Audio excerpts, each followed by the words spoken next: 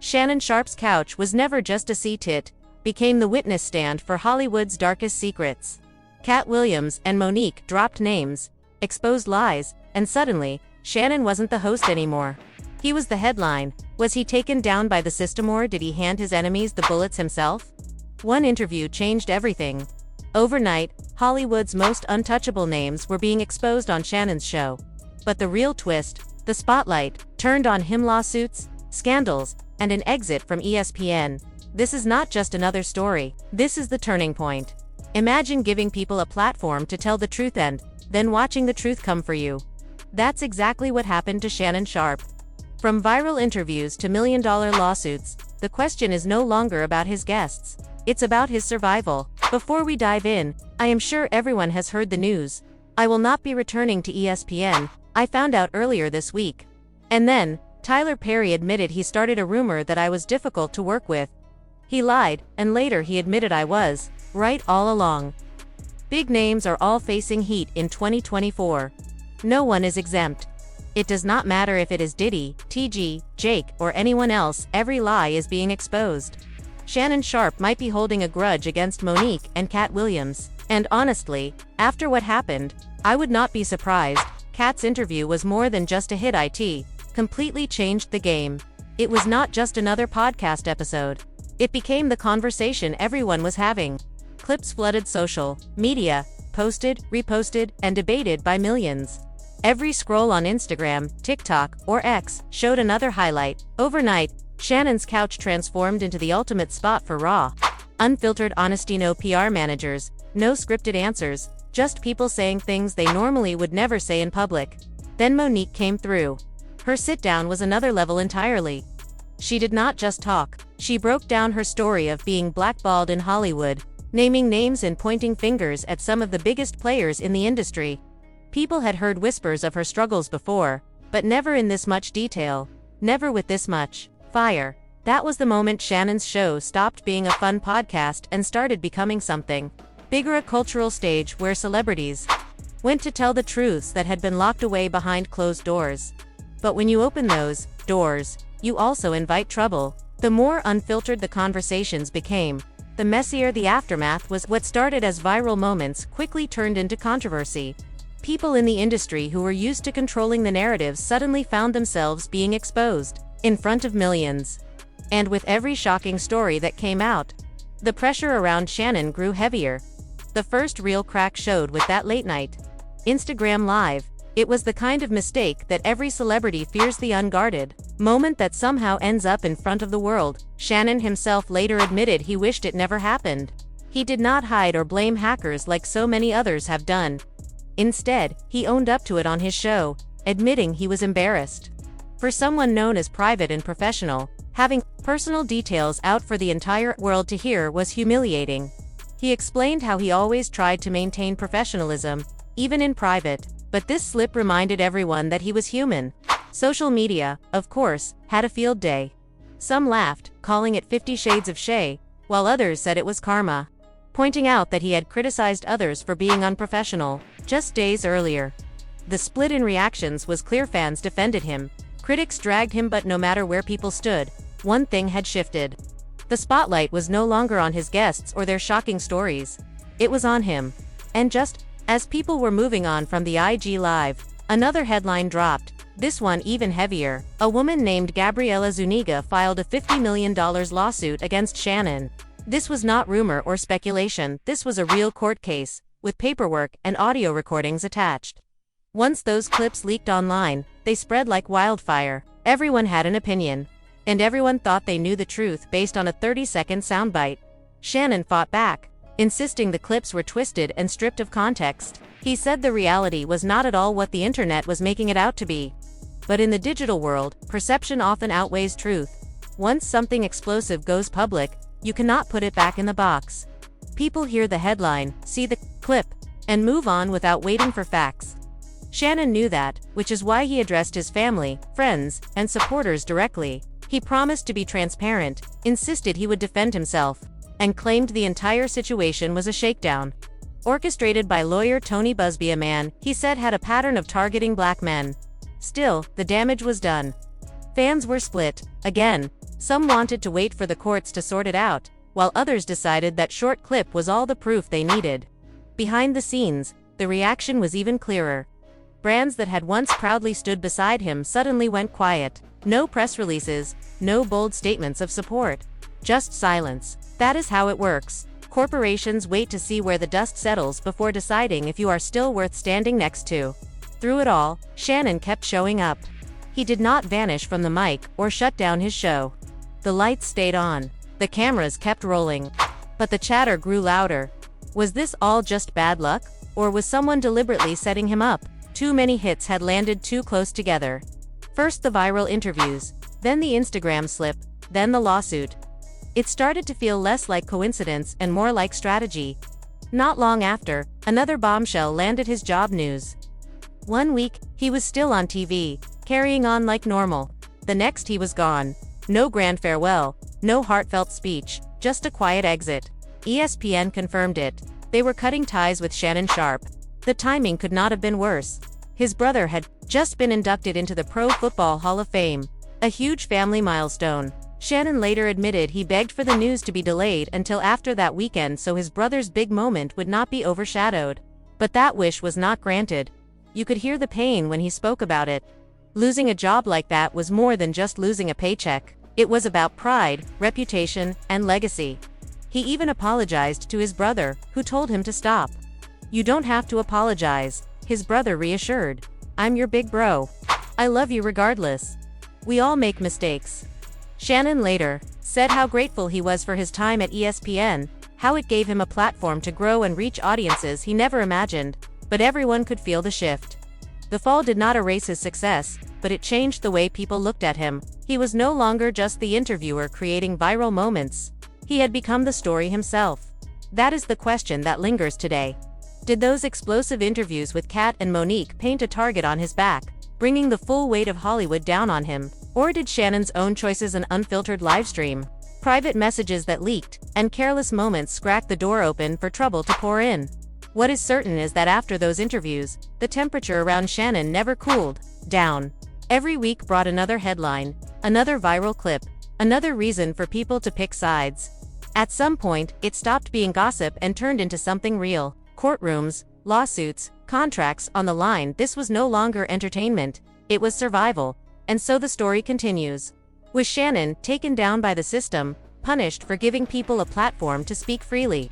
Or did he hand his enemies the ammunition they needed to take him out? With TV gone, lawsuits hanging overhead, and his podcast still standing strong, his next move could flip the narrative or cement it forever. One thing is clear, this is no longer just another chapter in his career. This is the turning point. The moment where everything either shifts in his favor or comes to an end. Katt's interview did not just go viral, it swallowed the internet whole. Within hours, clips were everywhere, replayed, reshared, and dissected. His stories were not ordinary gossip. They were heavy, raw, and filled with the kind of shocking names and bold claims that had people glued to their phones. Comment sections turned into battle zones where strangers argued like old rivals, some defending him, others swearing he had crossed the line. For days, the online world could not look away. It was more than just views piling up. The interview shaped the entire timeline, leaving other trending topics gasping for air. That single sit-down changed everything. Suddenly, Club Shay Shay was not just a podcast people tuned into out of curiosity, became the stage for truth-telling without limits. What began as Shannon simply hosting conversations shifted into something deeper. He was not just asking questions anymore. He was creating a space where people could drop their guards, speak unfiltered, and let out what the world was not supposed to hear. Viewers were not only entertained, they felt like they were witnessing confessions meant for closed doors but delivered live in front of millions. Shannon's image transformed almost overnight. To fans, he was no longer only a sports legend, known for his grit and determination on the field. He became something else entirely: the culture referee. The man who gave the final whistle on whether a story would shake the world. People trusted him to provide a platform where the truth, however messy, would come to light. That reputation carried power, and with power came both applause and backlash. The couch itself became a symbol, almost like a witness stand in a cultural courtroom. Anyone who sat there seemed compelled to tell the whole truth, no matter how risky. With each new episode, it became clear that this was more than entertainment. It was a movement, a shift in how celebrities, artists, and cultural figures were being held accountable. And here is what made it even more explosive. This was not about race, status, or influence anymore. Lines were being redrawn. It was no longer black versus white, rich versus poor, powerful versus powerless. The divide was sharper, those who stood on God's side, and those who had chosen the other side. That framing changed the conversation entirely. People were no longer debating small scandals or rumors. They were arguing about morality, faith, truth, and deception. Every revelation was measured not just by public opinion, but by a higher standard of right and wrong. For Shannon, that meant his platform carried weight beyond gossip. It became almost spiritual in the eyes of his audience. His show was not just another podcast. It was a battleground where hidden truths collided with divine judgment, and in 2024, no one was untouchable. The climate had shifted. It did not matter how powerful you were, how many connections you held, or how long you had been untouchable. In the industry, if you had secrets, they were coming out. No exceptions. Diddy's name came up, TG's name surfaced, and whispers of others followed close behind. The message was loud and clear. The lies people had built empires on were collapsing, in plain sight. That is why the interview mattered so much. It was not just about Katt speaking his truth. It symbolized a larger turning point, a moment where public silence was no longer an option. Viewers felt like they were living through history as the walls of influence, fame, and secrecy began to crumble. The culture was hungry for exposure, and Shannon's couch provided the perfect table where nothing stayed hidden. In that way, Club Shay Shay became bigger than Shannon ever intended. It was no longer about laughs, debates, or nostalgic stories from athletes and entertainers. It was about drawing lines, demanding accountability, and exposing darkness with the light of raw honesty. And for the people, this was not a game of sides where neutrality was allowed. Either you stood with truth and faith, or you were grouped with the lies and corruption. There was no middle ground. Off every week, another guest, another revelation, and another debate that split the internet wide open. And while Shannon found himself at the center of this cultural storm, he also discovered the double edge of giving people the stage. With every powerful confession, the stakes rose higher. The question now was not whether Club Shay Shay would get attention. It always would. The real question was how far this exposure could go, and whether Shannon himself could withstand the storm he had unleashed. Once your show blows up like that, the rules change. You are not just the interviewer anymore. You are part of the story. People cheer for you, but they also watch for your mistakes. You can feel it. Shannon was hotter than ever, but the energy got colder. Those viral interviews made him huge, but also a bigger target. The IG Live slip, lawsuit, and job drama made people wonder, was this just bad luck, or was it planned? After Katt shook things up, Monique kept it going.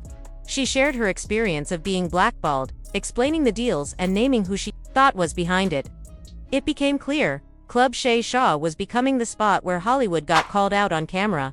When Tyler Perry admitted he spread lies about me, people reacted immediately. Clips exploded on social media, old stories resurfaced, and even those who never watched Shannon for sports started tuning in for culture talk.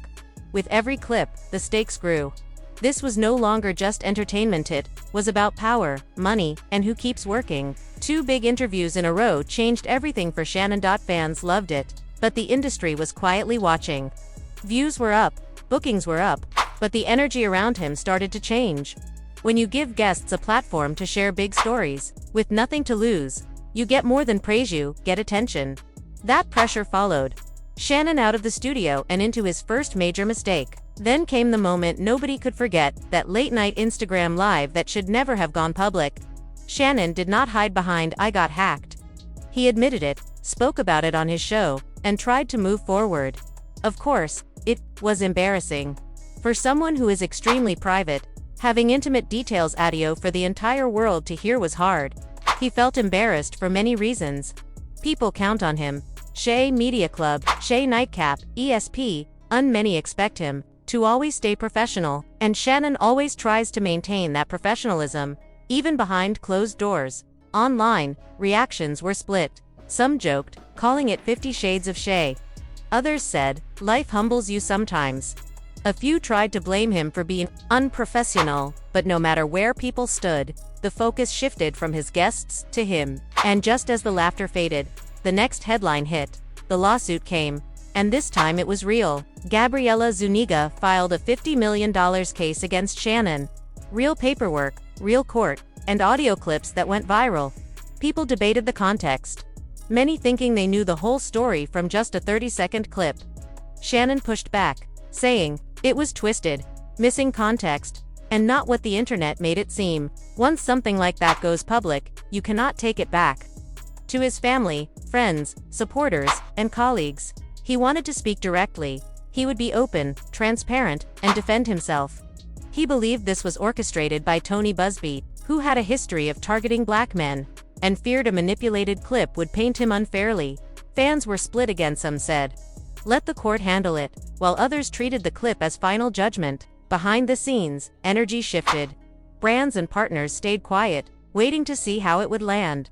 Meanwhile, Shannon kept showing up, lights on, cameras rolling, even with a lawsuit looming. That's when speculation of a setup grew louder, too many hits too close together. Then, the job news dropped. After the court headlines, the ESPN exit landed hard. One week he was on TV, like normal. The next, he quietly stepped back, no big send-off, no emotional speech. ESPN confirmed to NBC that they were cutting ties with Shannon Sharpe, following his Hall of Fame settlement over a sexual assault and battery lawsuit.